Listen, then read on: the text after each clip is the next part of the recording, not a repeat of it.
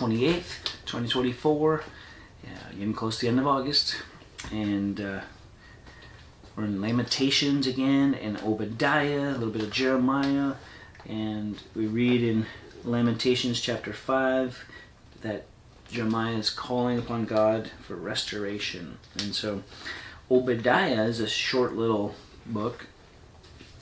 And so we read through it all today, which is always great when you read through a book in one setting. Even though it's short, it's written around the same time, the same kind of heart, same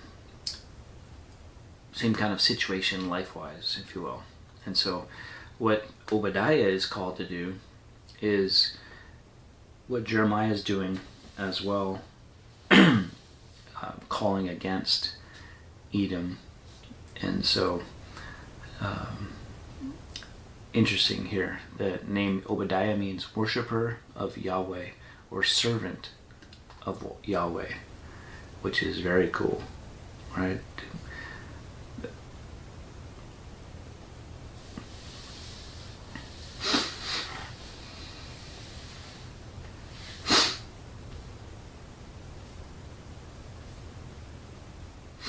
The Edomites thought that they were secure because of their defenses. They're in Petra there, and they're going to go down. Why? Because when your trust is in anything or anyone other than God, it's not secure. It's just not.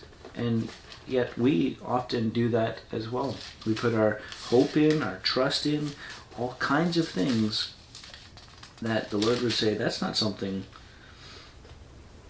to trust in. That's not someone to hang your hat on.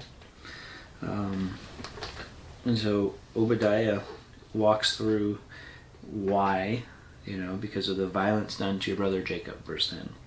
Shame shall cover you, you'll be cut off forever. Verse 15, the day of the Lord is near. The day of the Lord, what? So you got this judgment because in some ways they did nothing, and so the sin of omission, they've sinned against, but then they've also sinned by not doing.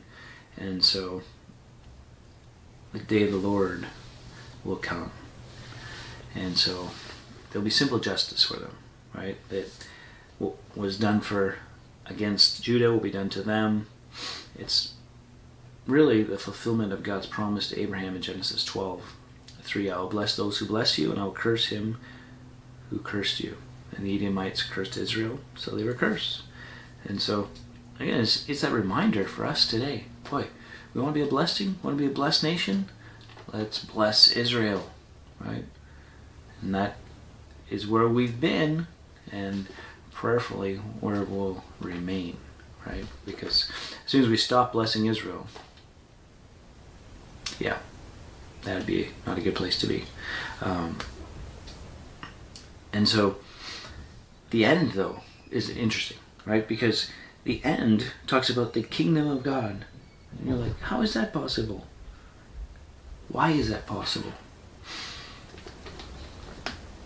Because over it all, God will reign. David Guzik said it this way. This note of encouragement at the end, the kingdom shall be the Lord's, may be the central purpose for the prophecy of Obadiah. We wonder if it ever had much of a reading in the streets or palaces of Edom. It certainly was received as welcome encouragement among the suffering people of God. Obadiah tells God's people, don't worry about those who ignore your need, those who rejoice at your problems, those who take advantage of your crises, those who join their hands with those attacking you. I will take care of them. Oh. Because God's going to sit and reign over all that land. And so no one will come to help. When you read, again, you're like, okay, that's history. What's the takeaway for us? Well, again, I think it's that blessing of Israel thing, bless or curse, and it's that reminder that God's going to set up his kingdom. Now, again, we've mentioned it a few times already, as we're going through the Old Testament, we can get in this mode of kingdom, and yet it's the now and the not yet that we see, that Jesus came preaching the gospel and the good news of the kingdom, And so the kingdom has come, but it's not fully inaugurated. Why? Because Jesus is not on the throne in Jerusalem. And so we're in a now, not yet. And so he's going to take care of bringing the kingdom in. Our job is to make disciples of all people. Till next time, keep growing little by little.